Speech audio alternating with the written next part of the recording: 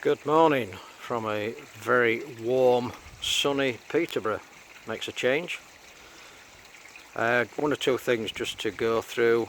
I'm sorry for the amount of videos that are coming out at the moment, but obviously things are happening. First off, the heron. Since the heron took a fish, we've seen it, but we haven't lost any more fish. It flew over about an hour ago this morning. We put up some, and inverted commas, temporary protection around the pond. Those of you that have seen Steptoe in the past, or indeed seen these local people who think fly tipping is a good idea, here's our fly tipped Steptoes Yard. Basically bits of netting that I could find, bits of string, garden wire, spawning brushes. It's an absolute mess, but the absolute mess has prevented any further fish loss. Another important bit of information is I've increased the the airflow on my air dome, and that has contributed to better clarity of water because it's shifting the rubbish a lot quicker, and I'm really happy with that. The air pump itself, which was running hot for many months, has now cooled right off because it's got no back pressure against it and it's running freely. So I'm very happy with that. Moving on into the greenhouse. A bit of a discussion point. This Fluke Solve, which I got from Absolute Koi. A very good price when you actually do a bit of googling around. It's quite expensive, but I thought I'd give it a go.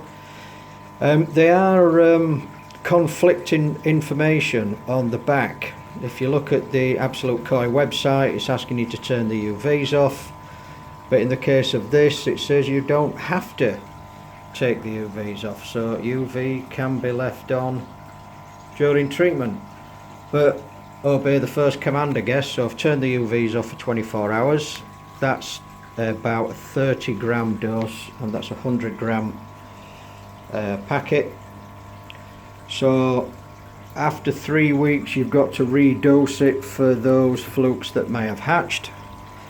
So I'll let you know how that goes on in the future. One interesting point, and I'm no expert, but somebody put a comment on about flow rates through backy showers. Some people call them backy showers, some people call them trickle towers. I guess there is a difference. I would call this a shower and not a trickle filter. For the sake of trickle, I'd say it goes through very slowly.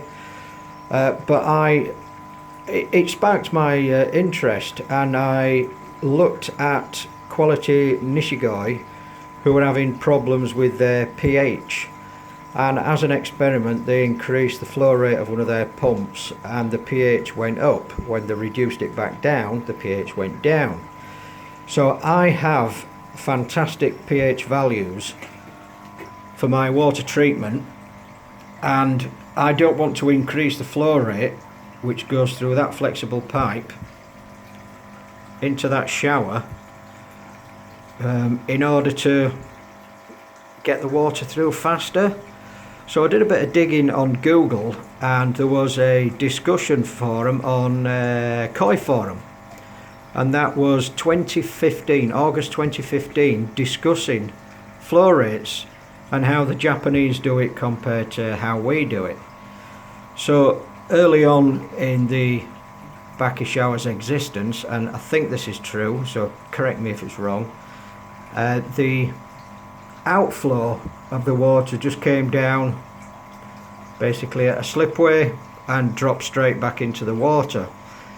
Since then they've started introducing the bottom section with a letterbox opening to restrict the flow and basically have the bottom section submerged for a longer period of time. Now this is all well and good, but I just really don't know enough about it, but I want to try and prompt a little bit of a discussion.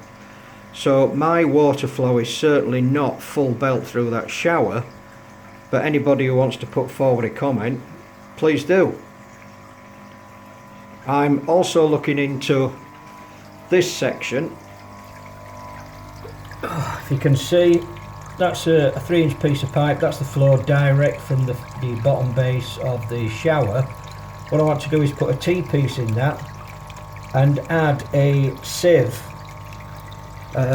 No real reason, I just fancy putting a sieve in. I had a sieve in my last pond and it worked fantastic. And any way that I can get out the debris mechanically rather than manually, I'm a big fan. The less I have to do to look after this pond and let it do it automatically, count me in. Everything's working well at the moment. A goldfish has gone down the slipway and into the bottom pond, and it did it 2 days on the trot. I guess it's homesick. I'll just go back outside. So that's where we are at the moment. Fish are feeding really well. I'm not sure what has prompted them to start moving around. They just seem a hell of a lot happier now the goldfish have been taken out. The goldfish spooked really easily, but the koi don't. And a friend of mine says, would you like to try koi cakes and hand feed them? So I know that many of you are able to hand feed your koi, and I'm quite jealous about that. So it's about time I started doing it. I maybe left it a little bit late now, but I'm going to try it anyway. So in the meantime, I'll update you with how the fluke problem is. That'll be in about 3 weeks time, and when I get the net up I'll probably do a further video and look into doing some net covers rather than the whole pergola being covered in a net, which will look just awful. But in the meantime, stay COVID free, look after your family, stay indoors, take care.